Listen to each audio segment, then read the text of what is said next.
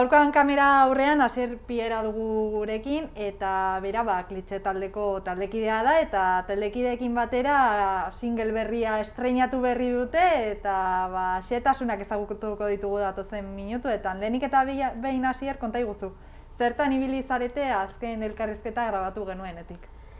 Pues azken elkarrizketa izan genuenetik, estudioan grabatu ditugu abesti berriak, bideoklipa sortu dugu, kontzertuak eman ditugu bai, eta jarraitu dugu konposaketa berriak egiten.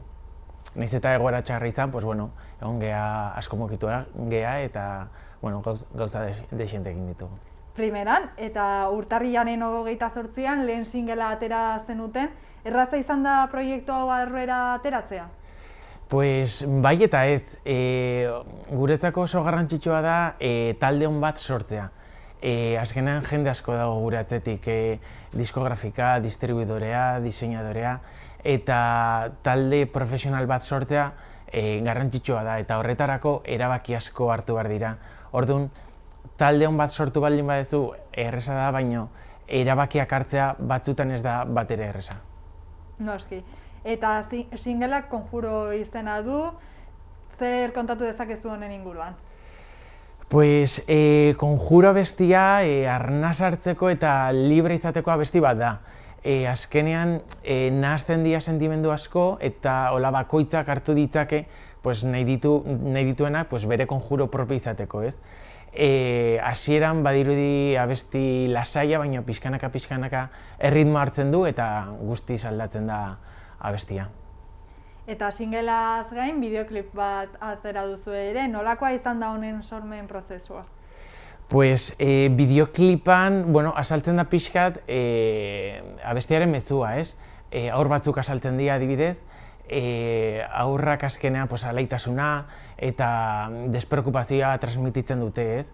Gainera, Konjuro abestia alde batera uzten ditu aurre iritziak, eta horretarako haurrak azaltzea oso egokia iruditu zitzaigun, porque beraiek ez dituzte. Gainera, Konjuro bideoklipa oso leku politan grabatuta dago, Markinan dago grabatuta, Bizkaian, Laoreja Dango grabatu duen azkeneko bideoklipa leku berdinean eginda dago, eta animatzen zaituztegu guztioi gure YouTubeko kanalera jotera eta ikustera. Primeran, eta hau guztia egiteko, imaginatzen dut, kanpoko laguntza behar izan duzutela ere, ez? Azkenean zeregin asko dira eta bakarrik ez nio da dena egin, ez? Bai, noski, esan dakoa, gure atzetik jende asko dago, kontratatzen ditugun musikariak, diskografika, distribuidorea, promozioko jendea, karatula diseinatu den diseinadorea, Patxi, eta azkenean, gure helburua eskuratzeko jende hau eta talde bat sortzea derrigorrezkoa da, eta hemendik eskertzen diegu egunero egiten duten lanagatik.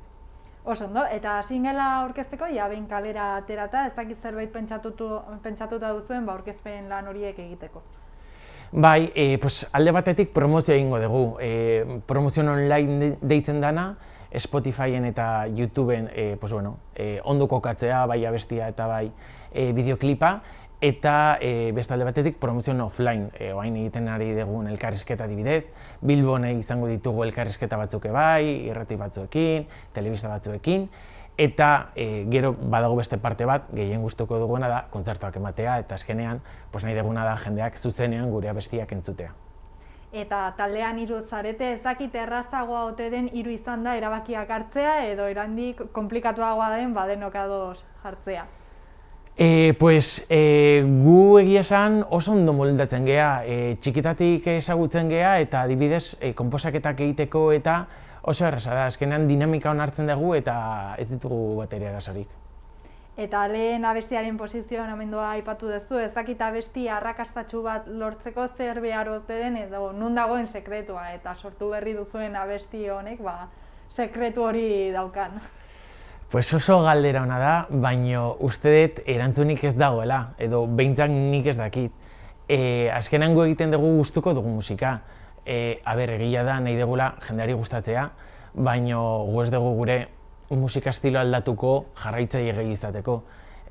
Adibidez gaur egun arrakasta nahi baldin badezu, trapa egin behar duzu, eta ez dut uste gure estilo aldatuko dugunik oraingoz.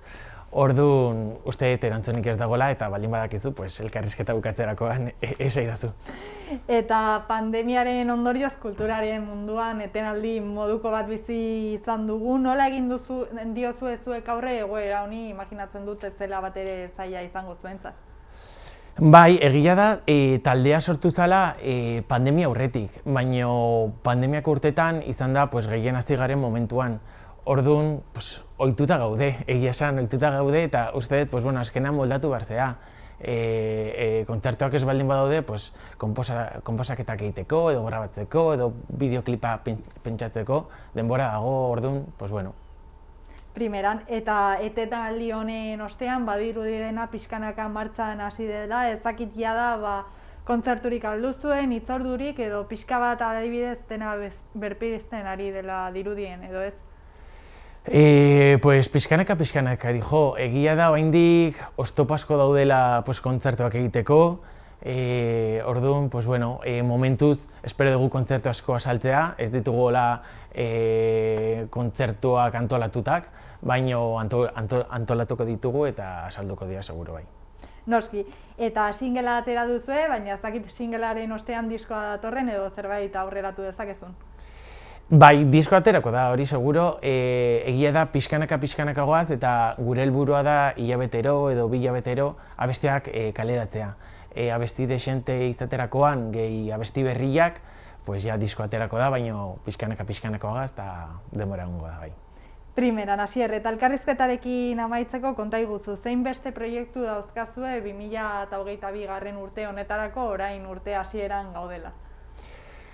Gure helburua garbi dakagu eta horretarako jarraituko ditugu kontzertuak ematen, abesti berriak kaleratzen, bideoklipak egiten eta noski konposaketak berriak egiten. Hortan jarraituko dugu eta espero dugu horra egotea. Zuen abestiak gertutik jarraituko ditugu, Asier, beraz mila esker. Mila esker zei.